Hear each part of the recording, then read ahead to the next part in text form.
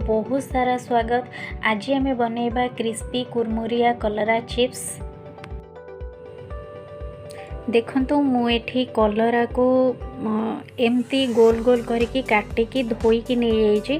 आपण मैंने ना कलरा चिप्स बनैला बेले आपको बेसी मोटा करी काटबेनी कि बेसी पतला करी काटबेनी, एमती यही टाइप्र।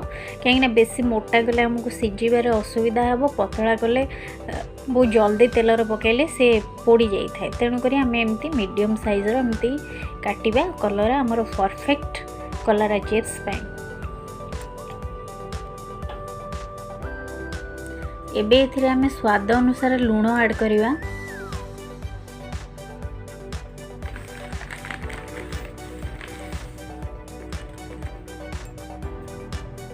एबे आमे एथिरे 2 चम्मच बेसन ऐड करिवा।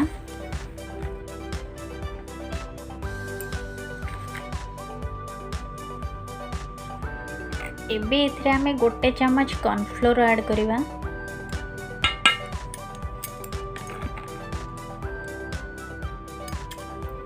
एबे एथिरे आमे 1 चम्मच चाउल गुंड ऐड करिवा। चाउल गुंड ऐड करिवा द्वारा हमर चिप्स टा अधिका क्रिस्पी होता है और खाया को भल लगे।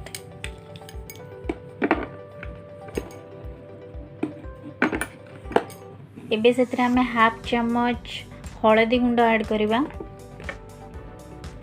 1 चम्मच लंका गुंड ऐड करिवा। एबे एथिरे आमे 1 चम्मच अदा रसुण रो पेस्ट ऐड करिया। एबे आको भलो भाबरे आमे गोळेई दवा बा मिक्स कर दो। देखंतु मु एबे एठी अल्प किछि पानी देकी आको भलो भाबरे मिक्स करि नै छी। आपण माने भी अल्प पानी देकी ताको मिक्स करिवे, बेसी पानिया करिवेनी, माने एई भलिया तार कंसिस्टेंसी रहउथो।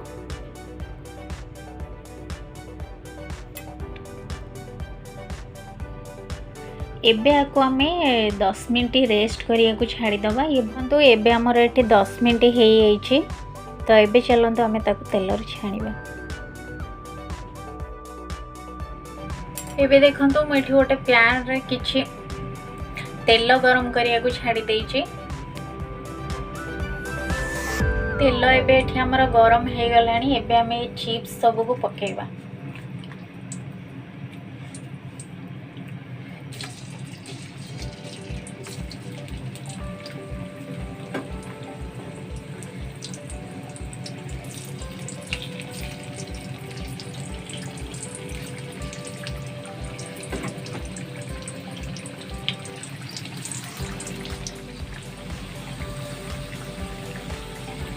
एबे आमे चिप्स को आर पट को उल्टे दबा। आपको आपण माने भी ठीक एमती 2 पट जांको उल्टे की भलो भाबरे छाणी नेबे। देखंतु एबे हमर चिप्स गुरा को भलो भाबरे परफेक्टली हे गलानी। एबे चलंते हमें ताको गोटे प्लेट को काढी नवा।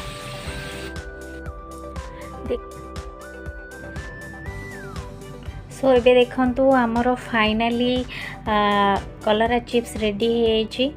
क्रिस्पी कुरकुरिया कलरा चिप्स तार लुक्स रु केते सुंदर देखा होची। एबे देखंतु मु ताको धरिकी देखौजे। देखंतु तार साउंड रु आपण माने जानि परथु ये केते क्रिस्पी हे कि बनी छी। बहुत क्रिस्पी हे कि बनी छी। तो आपण माने भी एमती थरे घरे ट्राई करके प्रस्तुत करंतु कुरकुरिया क्रिस्पी कलरा चिप्स। खाइबा को बहुत टेस्ट लगे, बहुत क्रिस्पी और कुरकुरिया टाइप रो लगे।